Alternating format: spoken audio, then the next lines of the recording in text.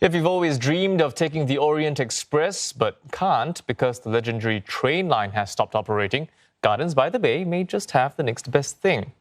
The venue is hosting a pop-up attraction called Once Upon a Time on the Orient Express. The luxury train service provided a key link between the East and West from the late 1800s. Two of its original carriages, a 158-year-old locomotive, and more than 300 artefacts will be on display.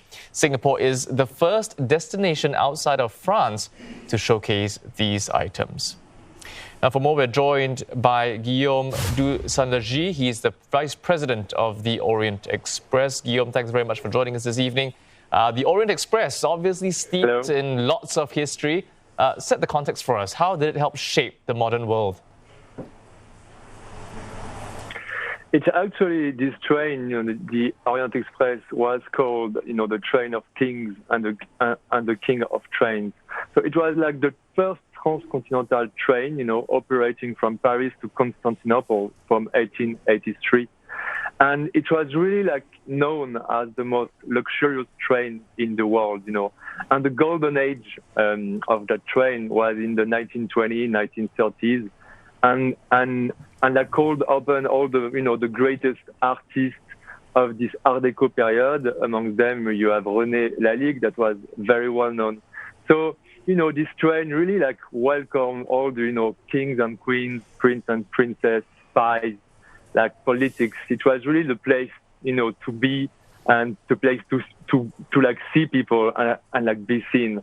So really kind of an extraordinary train running and operating between the two worlds, West and East, because Istanbul is really in the middle of the Asian and the European continent, So it was a true symbol. And there were some remarkable items as well, we understand. There's trunks that were used in the early 1900s, a sleeping compartment, as well as a food menu from 1908. And what do they tell us about those times and the people who lived through them? Yes, actually, which is kind of extraordinary with this exhibition is that we are showing today artifacts, meaning real objects that used to be on board the Orient Express. So when we say artifacts, the most beautiful ones, of course, are the cars of the actual Orient Express that we brought from France here. These are national treasures, So it has been kind of a big deal, as you can imagine, to bring them here in Singapore. But there is also many other artifacts, whether they are, pictures or menus, and it really gives to the visitors, what was to travel on board the Orient Express back in the 1920s and the 1930s, what it was. As it's a bit being kind of a political spy and being into that crazy train, looking at those menus with 10 different, dishes and with the most refined champagne.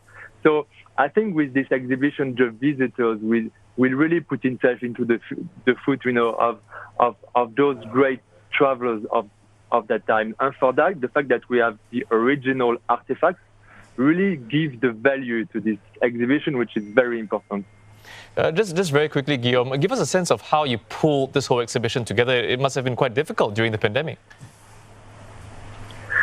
You cannot imagine, the day we knew we had to send this national treasure from France to Singapore, France came back into a lockdown, So it was kind of, as you can imagine, super complicated to send all these artifacts and those national treasures here in Singapore. But I have to say, we've been very impressed by, all what have been put as a mean, to make those national treasures coming here.